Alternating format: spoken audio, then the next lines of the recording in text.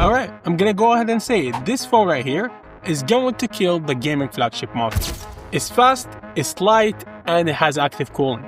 And it's way cheaper than it actually should be. So this is the Redmagic 10 Air, and I've been using it for the past week. And today I'm gonna show you what makes this phone straight up a cheat code for gamers, power users, and also casual users. Today I'm also gonna do a gaming stress test on this phone using Warzone Mobile, PUBG Mobile, Fortnite Mobile, other mobile games, and also we're gonna test some emulators like the Switch emulator and also the Windows emulator. So we're gonna run PC games right on this phone, no cloud gaming, PC games. And this isn't one of these spec dump reviews, this is gonna be the real story.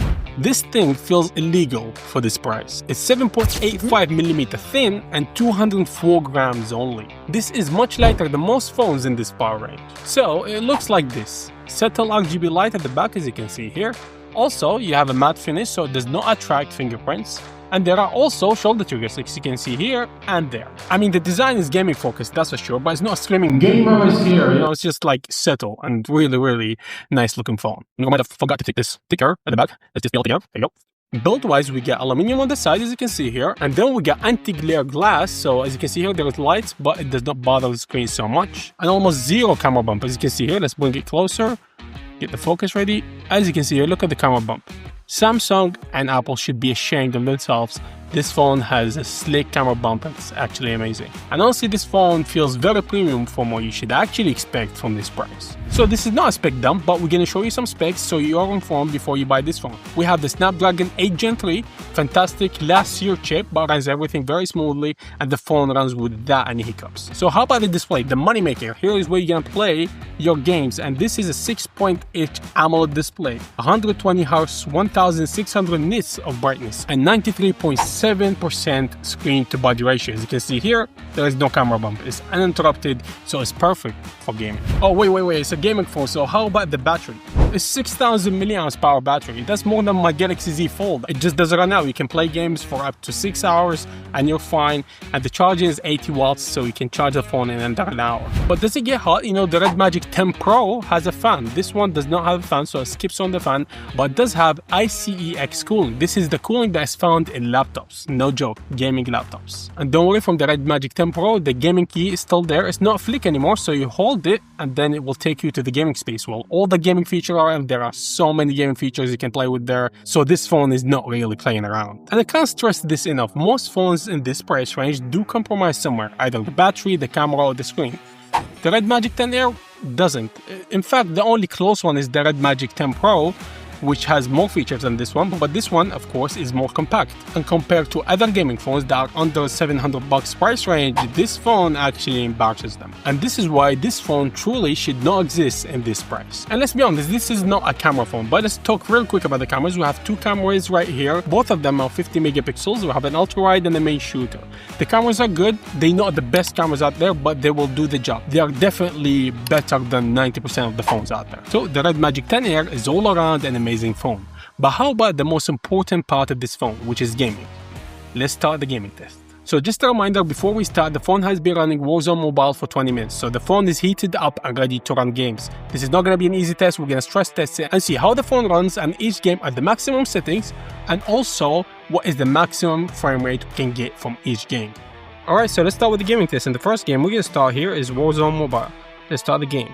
So the idea here is to run the game at the highest settings possible. As you can see here, we'll go to the graphics, and then we're gonna set it to custom, and then we have the highest settings running now on the mobile game. Alright, we have the game up and running. As you can see here, we have the temperature right here, and our frame rates right there, 90 frames per second right now, and we're running the CPU on balance. Alright, so the game is running completely smoothly, as you can see here, on 90 frames per second.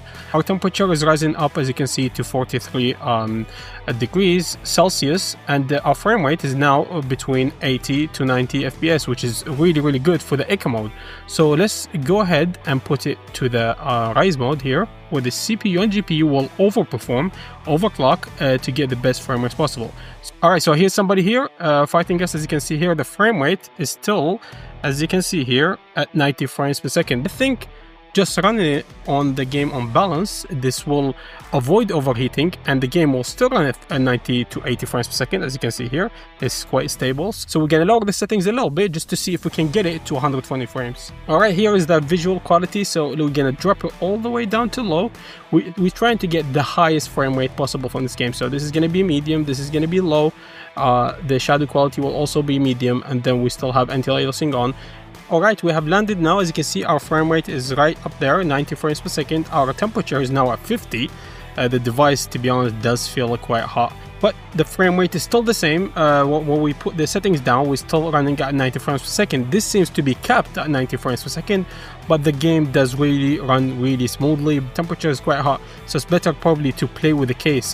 This game is known for overheating devices, but yeah, I think the cooling is not as good as the Redmagic 10 Pro, that's for sure, because that one has a fan and this one doesn't. But as you can see, the game is still stable, as you can see, at 90 frames per second, while our temperature jumped to 51 degrees. Let's jump to the next game. Alright, so our next game is gonna be Delta Force. Let's start this game and see how it does with the Redmagic 10 Air. Okay, so Delta Force is now running. As you can see here, I put a case on the phone because it was really getting hot because of Call of Duty Warzone Mobiles. First, let's start with the maximum graphics settings. This is gonna drop it to ultimate. We're gonna check this out, and then we're gonna run it 120 FPS, see if we get these frame rate. Alright, so now the game is running at the highest settings possible. We have the frame rates, as you can see here, at 60 frames per second. The temperature has dropped since we played Warzone Mobile. As you can see, it's 42 the temperature. The good thing is we have the shoulder triggers here. Oh yeah. So as you can see here, our frame rate is still stable at 60 frames per second. Alright, so here is what we're gonna do. We're gonna go to the graphics settings and do it at 120 frames per second. Alright, so now here is the game running at 120 FPS with the standard settings. As you can see here, the game seems to be quite stable. Our frame rate right there is 119 frames per second, 118 sometimes, but it's quite stable. So this game is way more optimized than Warzone Mobile. As you can see here, the temperature dropped all the way to 40. We are fighting in battle, and the frame rate is still stable at 119. Oh, we're gonna die. 1 second. Let's see. Alright, there's more people there. It's really fun playing with the shoulder triggers. So we died, and as you can see here, here's the frame rate. It's quite stable. So Delta Force runs really well on the Redmagic 10 Air. Alright, on to the next game. It's a game I don't like so much, to be honest. Genshin Impact. Let's run it and see how it does on this phone. And let's see if we can hit 60 frame rates with the highest settings possible. And would you look at this, here is the game running at the highest settings possible, and we have 61 frame rates per second. For some reason, there is one frame rate here more than the 60. But as you can see here, the game is running really smoothly, and our temperature, as you can see here, is stuck at 40, so this game also does not overheat the device like Warzone Mobile. This game, the Genshin Impact, runs really well on the Redmagic 10 Air, and it looks really fantastic. Alright, so we have 2 more mobile games to run. The next one is PUBG Mobile. Let's start. Alright, so PUBG Mobile is now running. As you can see, my player is naked because I don't play this game. Here we have it set at extreme frame rates, but first we need to go with the highest graphics and see what we can get. Then we test the extreme frame rate. So first we're gonna go to extreme graphics. As you can see here, it's not supported with this phone. So we're gonna go with Ultra HD graphics. This gonna take our frame rate to Ultra. Let's try it and see what we get. As you can see here, our frame rate right now is 41 FPS, and it's quite stable. It's not even moving. Even I saw this on the lobby. As you can see here, we're landing in an area, and our frame rate is quite stable. It's not going to change. I don't think it will move anytime soon because, you know, it's really stable. And also, as you can see here, our temperature dropped all the way to 38. Again, this is because the game is optimized unlike Warzone Mobiles, but we need more than 41 FPS, so we're gonna get to the extreme frame rate and test it out. If we go to smooth, we can get ultra extreme frame rate, so let's try this one just to see what the most frame rate we can get from PUBG Mobile. As you can see, so right now the frame rate is stable at 121 FPS. Again, one more frame we get here, and the game seems quite stable. It's not even changing. The frame rate is always at 120 FPS. So Warzone Mobile, again, they need to learn from this. The game is really optimized and runs really well on the Redmagic 10 Air. As you can see here, our temperature did not change, still 38 degrees, and the game is quite stable at 121 FPS. So this was PUBG Mobile on the Redmagic 10 Air. Alright, so this is the last mobile game we have here, is Fortnite Mobile. Let's start this game and see how it does. So here are the graphic settings. As you can see here are all set to low, so we're gonna go with the highest settings for everything, just to see how the game runs with the maximum settings. Then we're gonna lower it to get the maximum frame rates possible. So let's get the highest frame rate here. So now we're playing the OG Fortnite. As you can see here, we're gonna land and see how the frame rate keeps up while we're gaming. So I can see the temperature going up, just like with Warzone Mobile. As you can see here, it's 46 degrees Celsius right now. It feels a bit hot, and I think it will go up more, to be honest with you. But let's look at our frame rate. So as you can see here, our frame rate right now is 91 frames per second. It's quite stable. It's not changing so much. So I haven't played this game in a while, so maybe you can open the parachute here. Oh, I died. So yeah. So it does look like Fortnite is capped at 90 frames per second, as you can see here, because even after lowering everything down, we still play at 90 frames per second. So actually there is no point to test this. We're still gonna get 90 frames per second, just with lower thermals. Let's go to the next game. Alright, next we have emulator. So the two emulators we're gonna run is user emulator for the Nintendo Switch, and then Winlator, which emulates Windows games to run on the phone. We're not gonna test any PlayStation emulators, so we're gonna run the highest demanding emulators and see how they do. So the game we're gonna run here is Zelda Tears of the Kingdom, and also we have Dragon Ball Z, and see which one does better with the frame rates. So here is Zelda Tears of the Kingdom running on the Redmagic 10R. As you can see here, we have a frame rate of 30 FPS stable. The thing is about this game, the graphics seems to be glitching sometimes. As you can see, the light is changing here and there, and also this is running on the basic driver that comes with the Yuzu emulator instead of the turnip drivers. I tried the turnip drivers for Snapdragon 8 Gen 3, but the game keeps freezing and lagging, so this one is slightly better. But as you can see here, we do have some issues with the graphics, the light changing from blue to normal light. I don't know why yet, but the game runs quite smoothly. There are some hiccups here and there, but it does run quite well. So let's go to the next game and see how it does. Alright, before we run the game, we did actually change the drivers for this one. As you can see here, I'm running the turnip drivers because it does not run well with the universal drivers. So I'm going to try it with the turnip drivers and see how it does. Okay, here is the game running right now. Let's go to the first battle. As you can see here, we have some glitches also with the graphics sometimes, but the game runs a bit better than Zelda. It's capped at 30 FPS. Let's try to do some attacks here. As you can see, the problem is the lighting for me. It keeps switching up to being bright and then being dim, but as you can see, the game is running at least smoothly. It's totally playable, and I haven't played this game before. It's actually very, very fun to play. So this is Dragon Ball Z from the Nintendo Switch running on the Redmagic 10R. Let's go to the next one. Alright, so the last thing we have here is Winlator. I've been excited for this, so I did download GTA V for this to run on this phone. And let's start it. I'm gonna share with you my container settings first, in case you want to copy them.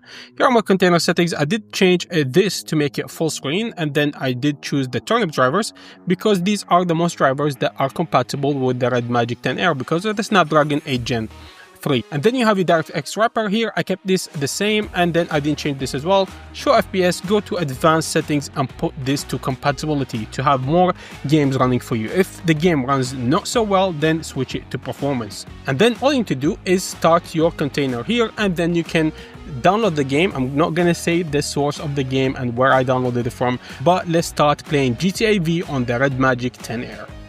Alright, so I'm playing this game right now with a controller. As you can see here, this is because the game does not really run well with the touch controls.